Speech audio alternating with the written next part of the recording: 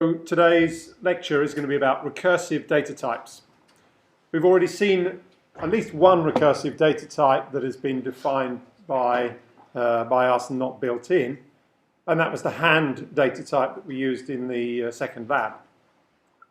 In some ways that example was not the best illustration of a recursive data type because it was essentially just a list in disguise. Most of the recursive data types that we define in Haskell are tree-shaped and not list-shaped.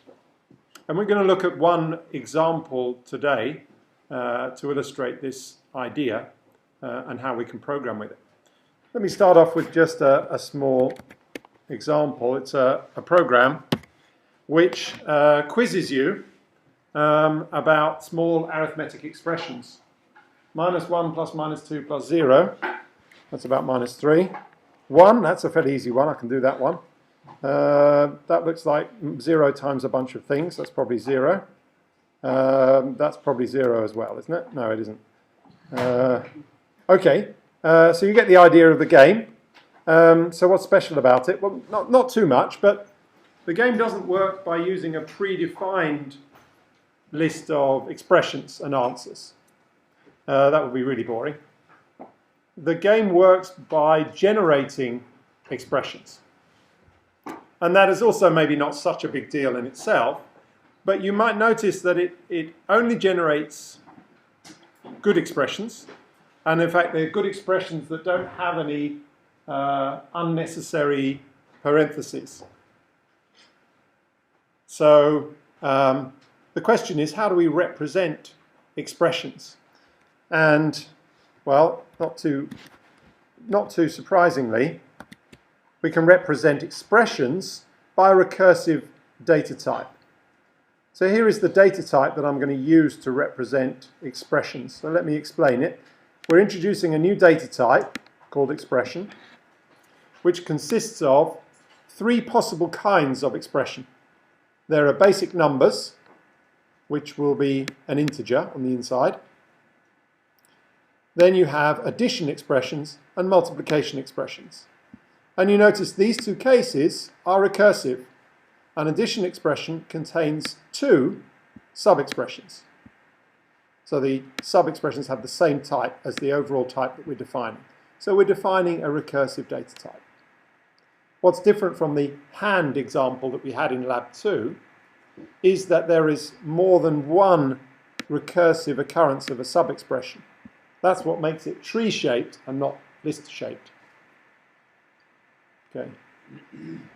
So here's an example of how you would represent this expression as an element of this data type.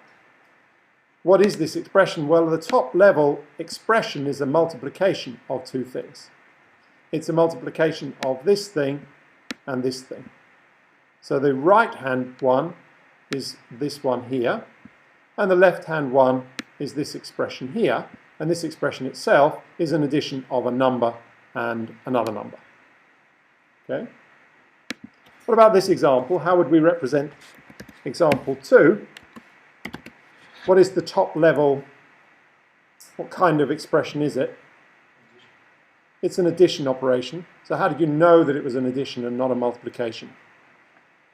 Well, I guess you use the usual rules of arithmetic expressions, that the multiplication operator binds more tightly than addition. So this means that there is if you like, these two are bracketed together. That means this is an add expression with its 2 arguments. The first argument is a num1, and the second argument is a multiplication of a num2 and a num4. Okay. All right, I think you get the idea. You'll get the gist of that? You get the idea? Very good. Okay, let's define a function over this thing. I think the most natural function we should define over this is something which computes, given an expression, computes its value. And I guess an integer will be more appropriate since we've used int. So let's define eval.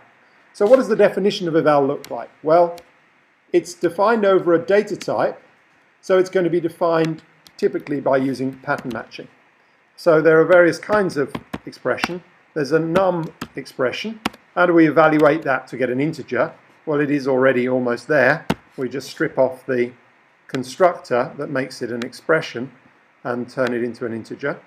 So that case is easy. In fact, they're all pretty easy, I hope. A multiplication of an E1 and an E2 equals what? E1 times E2, maybe? What do you think? About right? Yeah. This is an expression in this language up here. Multiplication. Well, these expressions are not an element of the num class. That's one way we could fix this, but that's a little bit fancy. Let's do a simpler way. Simpler way is to convert this expression into a number, into an integer. And how do we do that? Well, it's the function we're currently defining. It's the eval function. So we evaluate the E1 and the E2, and the final line is very similar to that one. It's an add. Now you notice I'm doing cut and paste. What does that tell you? That usually tells you that really I should have done something different. What is it that I should have done different? I could have defined this as a separate function and used that function, maybe. But actually probably what I should have done different is actually notice that these two cases in the data type are very similar.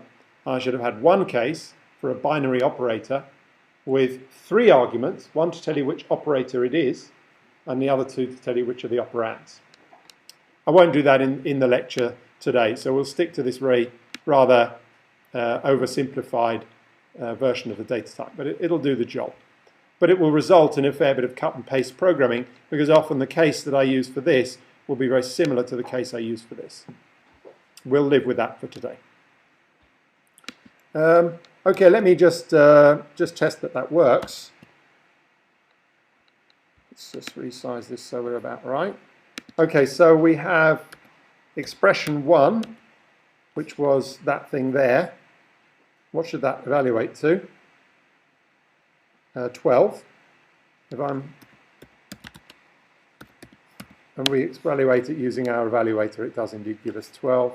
Expression 2, I can't remember what expression 2 was. What was expression 2? It was the add of 1 and 2 times 4. Yes, indeed. Okay, any questions about that? Okay, let's take another small example. Now I've filled in the patterns because they're going to be the same. If we want to print an expression out, well, we can already print an expression out because we derived show. But when we derive show, we get the sort of dumb representation that we've defined up here, so that expressions will look like that. What if we want to print them so that they look more like this instead? Well, let's define a function to do that, a function for turning an expression into a nice string. So the number n, what we should convert that to? Just n on its own? About right? It needs to be a string. So we have a function for turning integers into strings, and that's the show function. If we want to do the add expression, we can recursively show the sub-expressions E1 and the sub-expression E2, and we want to turn them into one big string, and we can do that by appending the plus operation, or rather how the plus operation should look there. And we're going to do something, again, cut and paste, there it goes. We're going to do something very similar for times. Okay. Let's have a look at that. Example 2, and we can show example 2. Does that look right? No, example 1 and example 2 come out the same way. So what have we done wrong? Well, we've forgotten to take into account the precedence of the operators, right? We need to put brackets in.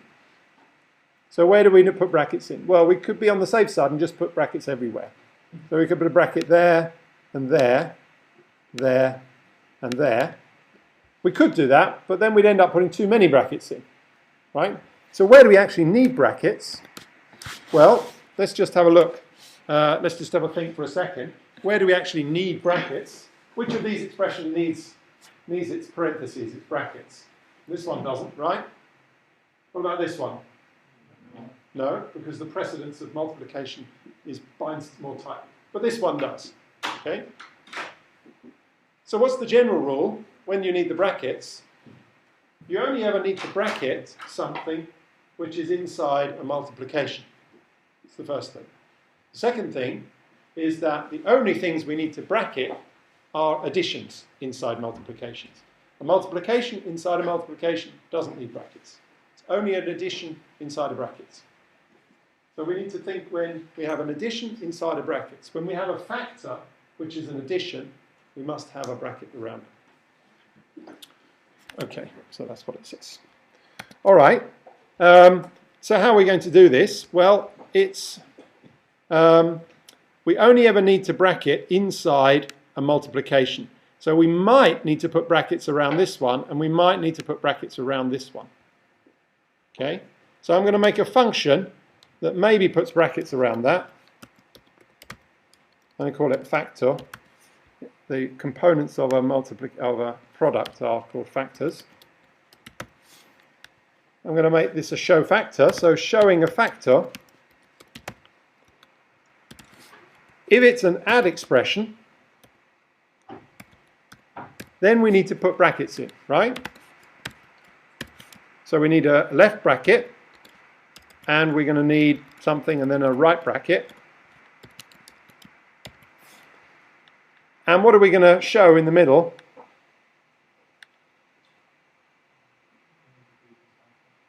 Yeah, we can use a show x. We can actually just use the function we defined up there. So we go back to showing an expression. Otherwise, how do we show a factor for any other expression, e? Well, we showed it just as a normal expression. Shall we just also go show expression of e? So all we've done is say, if there's an add expression, we put in the extra brackets. Otherwise, we do exactly as we did before. Let's just compile that. Compiles, that's good. Let's just try our expression 2 and expression 1. And indeed, we get the brackets that we hoped for in expression 1. Let me just eval those things and just to make sure we get what we expected. Yes, indeed. Any questions? Yes, a question. Show factor in a multiplication calls show expression. Yes. And then show expression in a multiplication calls show factor again. Doesn't it become like a circular thing? It doesn't become circular because we show an expression on an addition. And the rule for showing an expression on the addition always applies the recursion to a smaller expression. So a circle, an evil circle is where you would have a recursion where the argument was not getting any smaller or where you're not actually producing any output. But in this case, the argument will always get smaller. So each recursive call, this is the only recursive call when we call show factor calls show expression, which doesn't apply it to a smaller argument, but then show expression on an addition will always shrink these and apply it recursively to the smaller arguments. So this row takes a small argument, the row under the row that you are. This one takes anything which is not an add, but the same reasoning applies. Is that in the next step, when we show this expression, we'll be applying the recursion to a smaller sub-expression. The easiest way to see it, and it's a little bit long-handed, is you write down a concrete example and the function, and then you just take a series of computation steps by replacing occurrences of left-hand sides with occurrences of right-hand sides. And it doesn't matter what order you will do it in, if you get to an answer, that's the answer that the Haskell interpreter will find. Okay? So the computation mechanism can be thought of very simply, just replace left-hand sides of definitions by right-hand sides. Okay, that's great. Now the next step Well, so here we could, what we could do now is say actually we never really want to show using the predefined show. We would like to actually use our nice show function. So we can do that by removing deriving show. We don't want to derive show because the show that's derived is not a very good one. We can make a new instance of the show class for the data type expression, where the show function, which is what's needed, the minimum thing you need to be in the show class, something which is printable, will define to be the function we just defined, showx. So now when I type ex1, it will implicitly call the show function that I've just defined, and we'll print it out in the nice way rather than in the clumsy way from this data type. Any questions? Yeah. Would it be better to put the definition of show expression inside that? Rather than Yes, it would. The way that I've built the definition up, we're probably not going to use show expression here on its own. So it would actually make sense to just actually define it to be show, and make all the other parts just local. Make this like, for example, a local definition. Yeah, I won't bother refactoring it now, but that's how you would do it. If you knew you were going to do that from the start, you would indeed do that. Yeah. Okay. Any other questions? Okay. Let's look at. So in order to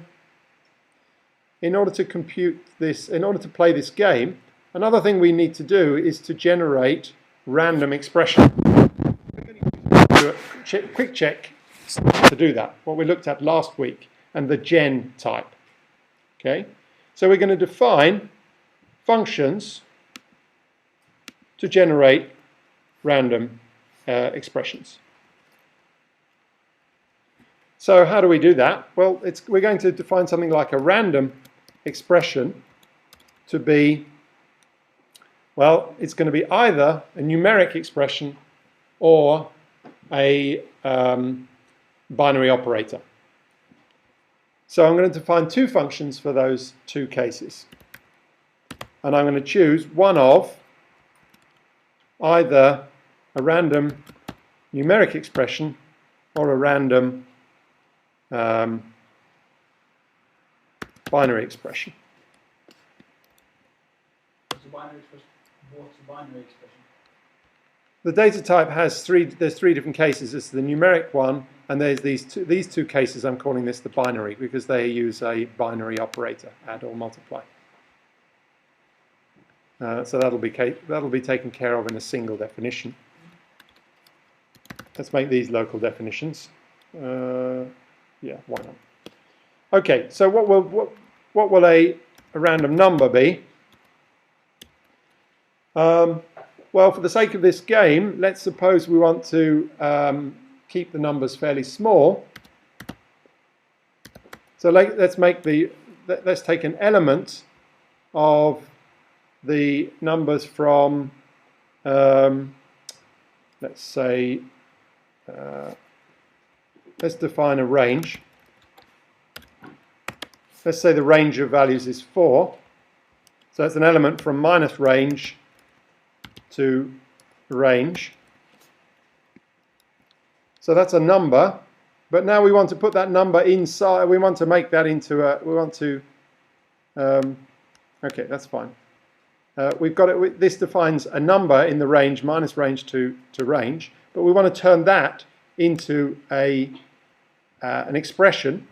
So one way to do that, the simplest way, is to use a do expression, and we want to say that the number that we randomly generate in that range is called n, and then we want to return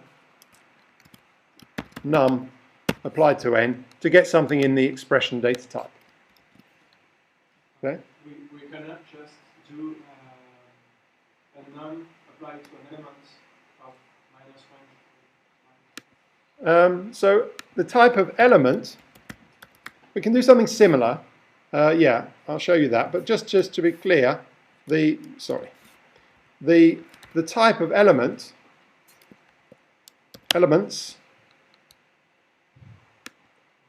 it takes a list of things and it doesn't produce a single thing, it produces a generator for things.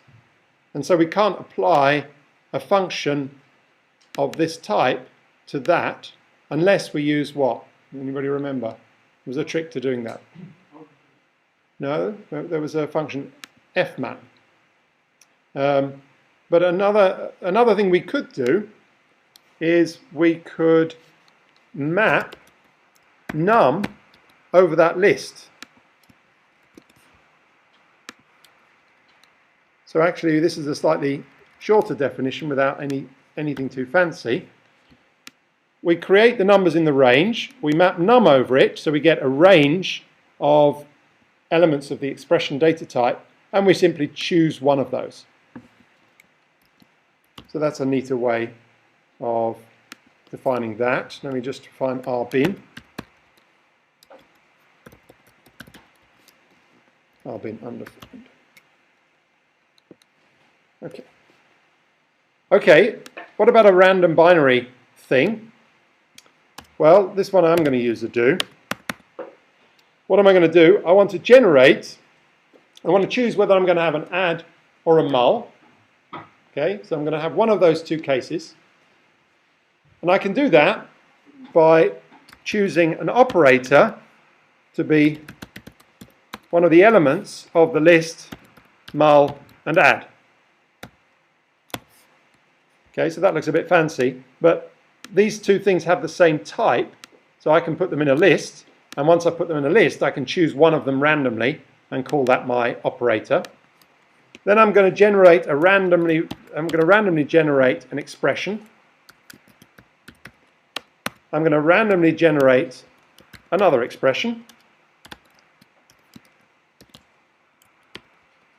And I'm going to put them all together by returning the operator applied to the two arguments. Okay? Let's try it out. How do we try it out? Sample, a function called sample, or its friend sample prime. So now we can, let's check how I reloaded that, sample rexp. So I can sample that generator, and there you see it will randomly throw out some values. Some of them are a bit big and scary. Let's try a couple more times. Let's see if I can provoke this thing. All right, I'm trying a few times. Come on. Come on. Oh, getting bigger. Getting bigger. Now I'm just hoping that I can get a monster. There he goes.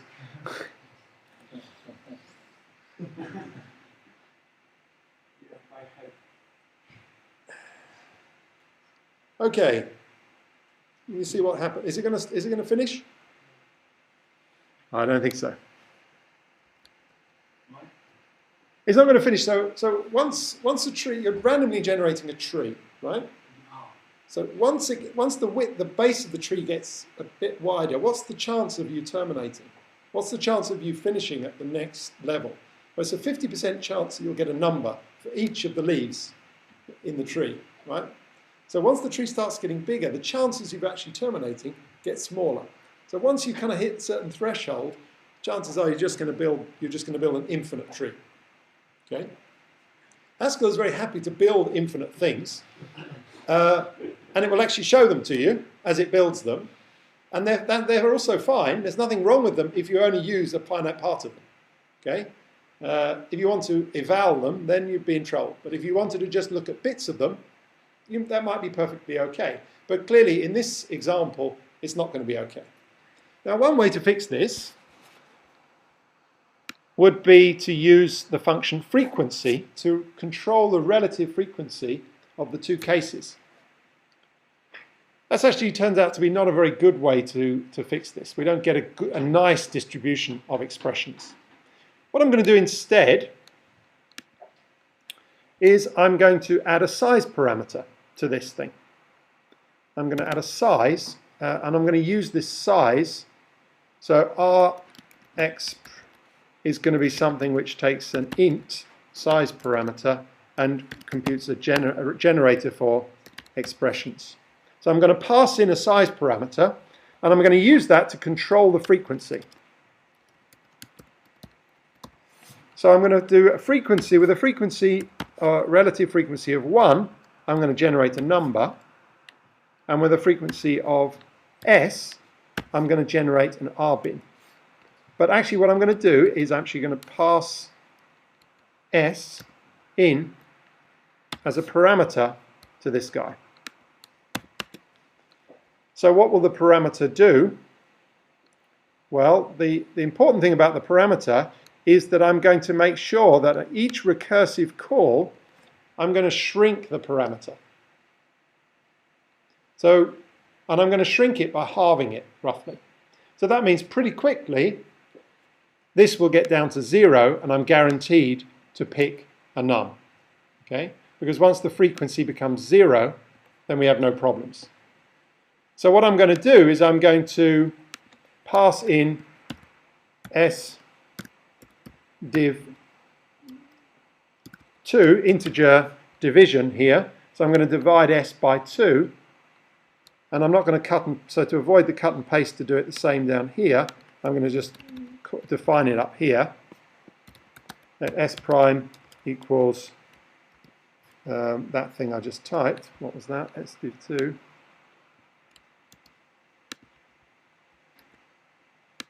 And that will be s prime now.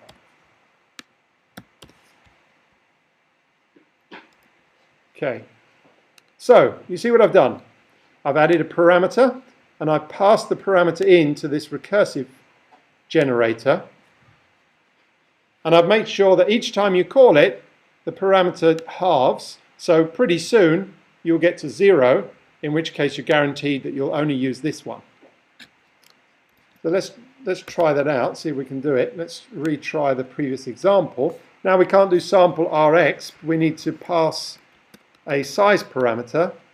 So let's start, well, let's try size 4, and then we see we're going to get some nice sized, 4 seems to be quite a nice size actually for this problem.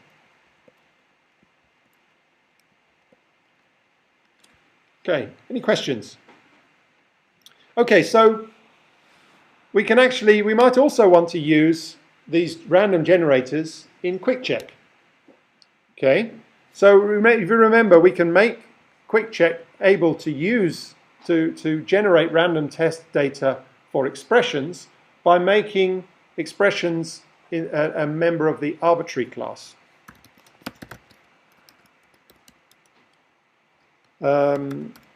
So if we say that we've got a new instance of arbitrary, namely expression, where the arbitrary function equals what? Well, we could use our expression with some chosen value for s. But if we choose the value of s, we're bounding the size of the expressions that QuickCheck uses. What QuickCheck likes to do, it likes to start off with small examples and let them grow. Okay? So this doesn't really fit that well with QuickCheck if we provide a fixed parameter. It turns out that QuickCheck contains a function called sized. And sized is a way of taking one of these sized parameterized generators, like this guy up here, and it will turn it into a generator. And how will it do that? Well, what it will do is it will use its own internal random numbers and feed them in as a parameter in order to generate the random values. The magic of that is that when QuickCheck generates numbers, random numbers for testing, they're not very random, they start off small and they get bigger. So what QuickCheck will do is initially it will feed in small numbers here to get generators of small things. And then as time goes on, as you do more and more tests, it will feed in bigger and bigger numbers to create bigger and bigger test cases. So we can use the function sized from the QuickCheck library to define, we want a sized version of this Rexp.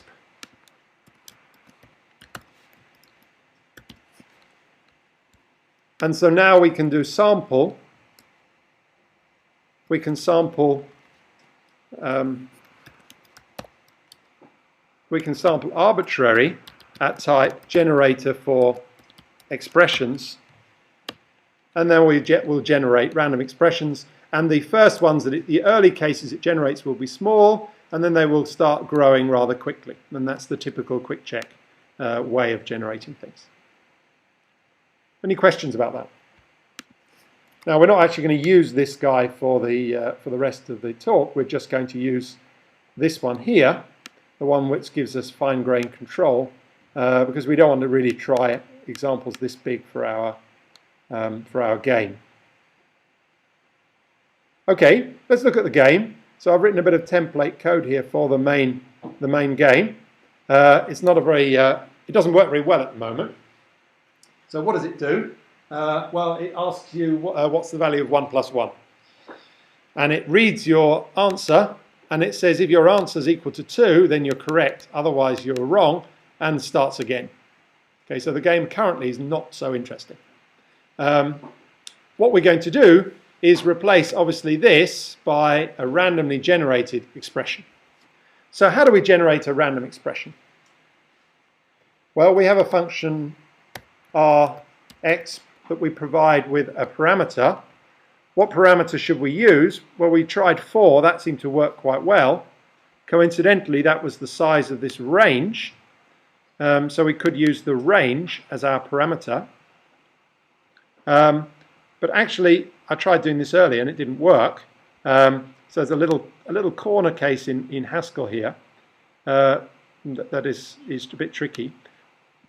When you have a literal is overloaded. So number 4 can be any kind of number you want it to be. It can be an int, it can be an integer, it can be a float, and so on. How do we use 4? Well, we use 4 to create a range, but the range is something that is going to be used inside a num. So in other words, this number 4 is treated as an integer. Okay? But this function here wants an int, not an integer. Now you'd think that the number 4 can be an integer or an int, so I should be able to use it for both. Well, that's true, but you can't use it for both in the same program. So you can have a polymorphic type, like this number here, but it can only be used at one of its types in the program. So this is a subtle restriction in the Haskell type system. So actually what it's useful to do here is to define a limit. This is the limit of the size of the, let's call it level. This is how big the expressions will be. And let's make this from integer of the range. So this is an integer, and this will be an int. Okay, but they're related. So the size of the values and the size of expressions, we could take level to be twice the size of the range, or we could take it to be half the size, or whatever. But we need two separate numbers. One is an integer, and one is an int.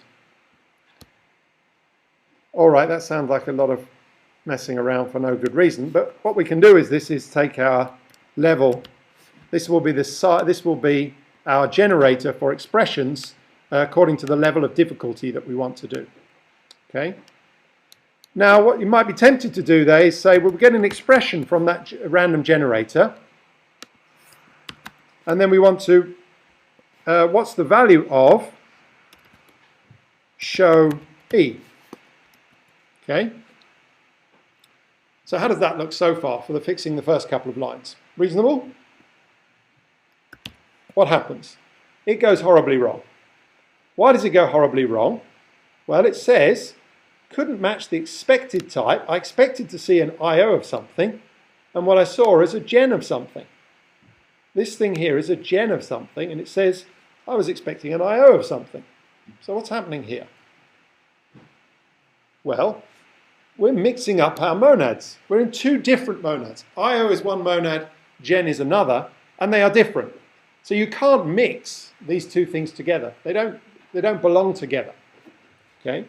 So what we need here is an expression of type IO of something. In fact, IO of expression or something like that.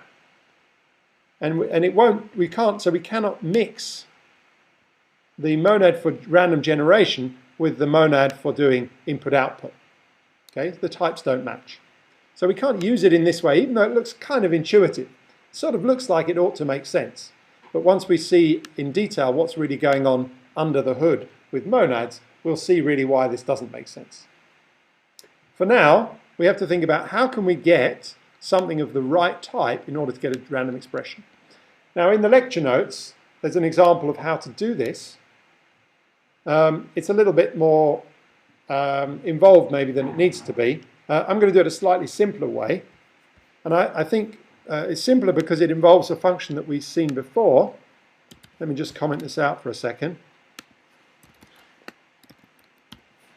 So the function that we've seen before that I'm going to use is called sample prime. So sample prime was like sample, but it showed you a list of examples. But the important thing about sample prime is it returns a list of those things in the IO monad. Okay, that's just what I need. Okay, sample's no good. I'll show you why sample's no good. Because sample also is on the IO monad, but doesn't return any values. It just prints the values on the screen and then throws them away. We don't want to print them on the screen and throw them away. We actually want to use the value. Okay, so we can use the value that is returned by sample prime. It gives us a sample of 10, 11 values of that type. Okay, so that's very handy. So let's use that. Let's say that the expression, about a list of expressions we can obtain from sample prime of the generator Rx applied to the level, the difficulty level that we decided on. Okay. What value should we take from this list? Which element from that list should we use? We could use a random one, but I think the idea is that the small ones are at the beginning and they maybe will get a bit bigger towards the end. So depending on the level of difficulty we want, we can choose either the small ones near the beginning or the bigger ones towards the end. So if we assume that this level parameter is between 0 and 10, then what we can do is we can define E to be ES, where we select the value of the right level. Okay, so when the level of difficulty is higher, we'll choose bigger values, and when it's smaller, we'll choose smaller values. It probably doesn't make much difference, actually. Okay, so now we should have something that's almost working. No, not quite. There's something wrong here. Yes, I forgot my parameter to Rx, which was the level. Difficulty level. Okay, so it types. Let's just see that we can start to run it, even though the logic in the program doesn't work yet. Okay, it's asking us what the value is. If I ask for 3, it says the correct answer was 2. Obviously that's not right. But anyway, it's generating values of the right sort of size. That's great. Okay, now let's get this thing right. We want to compare the answer and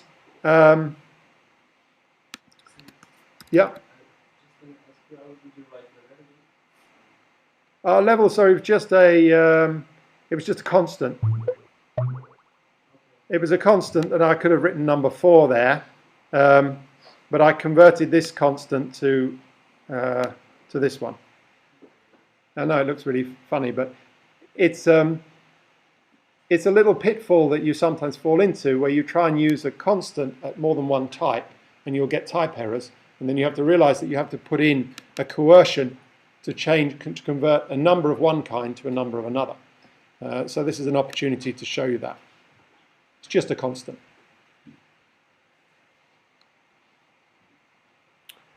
Okay, so how are we going to do this? Well, we have a function eval, which will compute the correct answer for the expression. So we can evaluate the expression, and then we want to test whether the result of that is the same as the answer we got. Now what we need to do is we need to convert this guy into a number if we're going to compare it directly with this guy. Now there is a function to do that. It's called read.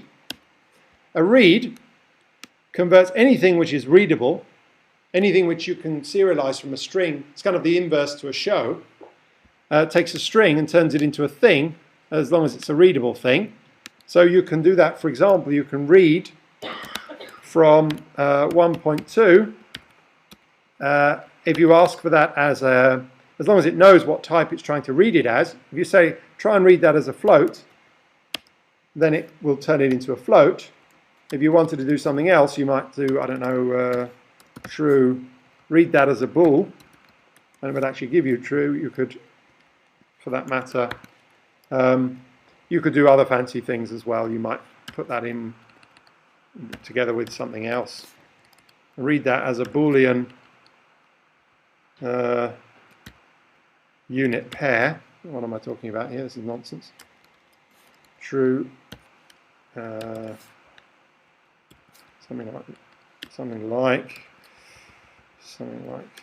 What do I want to say? That's what I wanted to say. Read that string as if it were a Boolean unit pair, and you can indeed do that. So we can then read our answer and check whether it's equal to the expected answer. If it is, it's correct. Otherwise, the correct answer was eval E. And you know how I hate this when you have a repeated code everywhere. So let's put that in there somewhere. Let the value equals eval E, and then we use the value here and here. And of course I need to show the value to convert it back into a string. Does it work? Well, it compiles. Can we play the game? What's the value of 4? Yay. What's the value of 1? Yay. What's the value of that? 4? No. Minus 4. It wasn't far off. That one is, let's say, 0. Okay. This is the downside of the read function. Of course, it's a partial function. If the syntax is wrong, it crashes. So we don't actually want to use read. We want to use something which won't crash on us if the user types something which turns out not to be parsable as a number. So what is the other way of doing it? Well, what we could do is simply show v. In fact, let's do it over here. Let's show the eval of E, and then we can put v down here. So v is now a string. If the string that we get by reading is the same as the string we get by showing the number, then we're okay. So finally we have a program which works. Main. Doesn't seem to be very random at the moment. Correct answer was -3, and it doesn't crash. Okay, so we're more or less done with the example. Any questions? Okay, that's an excellent time to take a break.